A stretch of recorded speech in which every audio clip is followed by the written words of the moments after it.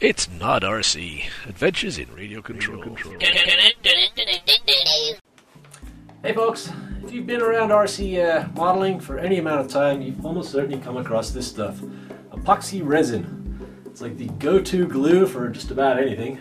You mix the two parts together, and a few minutes later, presto, you got a rock-hard glue joint. And you can go flying. So, I don't know, I love this stuff. I use it all the time. It comes in different flavors. You got the 5-minute stuff, you got the stuff 30-minute stuff, takes 30 minutes to cure.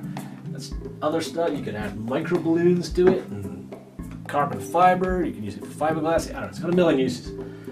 But you know, I've been buying these fairly sizable tubs of this stuff, and the problem is by the time you get close to, you know, before you could even finish using these things, invariably one of the two goes hard on you. The stuff starts to dry up on you, and I don't know, I guess it gets exposed to air.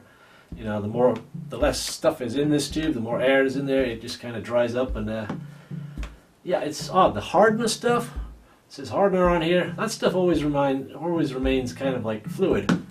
The other stuff, the resin stuff, is the stuff that kind of goes to hell on you. I don't know, I don't get it. So, if you look inside here, you see it kind of turns into a sort of paste, you know. You mess with it's just, this stuff's no good at all. You can't, get it out of the tube easily. I mean, you can still use it and mix it up, it still turns into glue, but it's, obviously it's not ideal.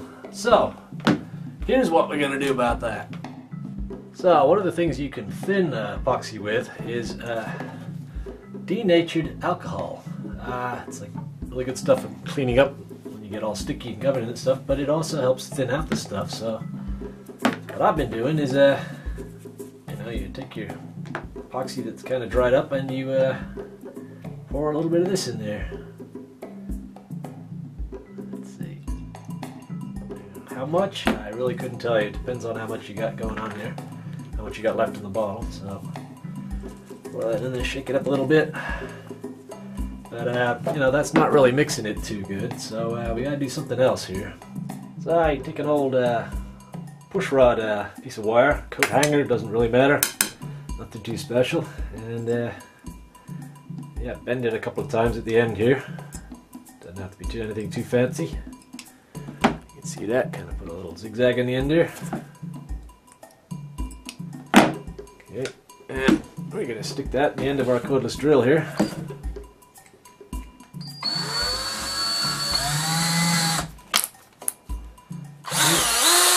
Got ourselves a little paint stirrer thing here, so I found this works pretty good.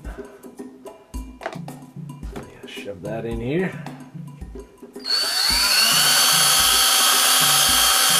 And yeah, give it a good mix. And try not to get this stuff everywhere.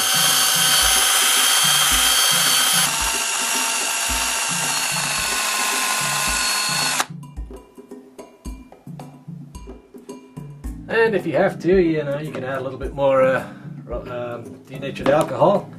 You're pretty much looking for consistency more or less the same as the other stuff, the other side of this stuff. So, looks like I may have put a little bit too much denatured. Yeah, that's pretty good.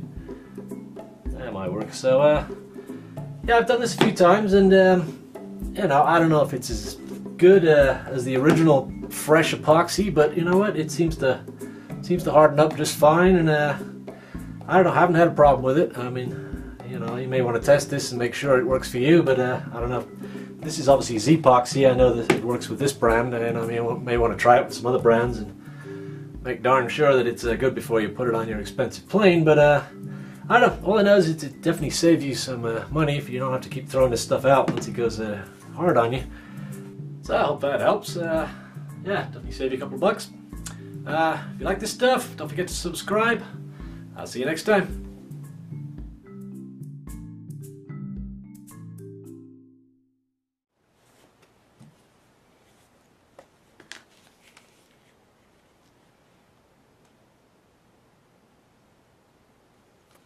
Yeah.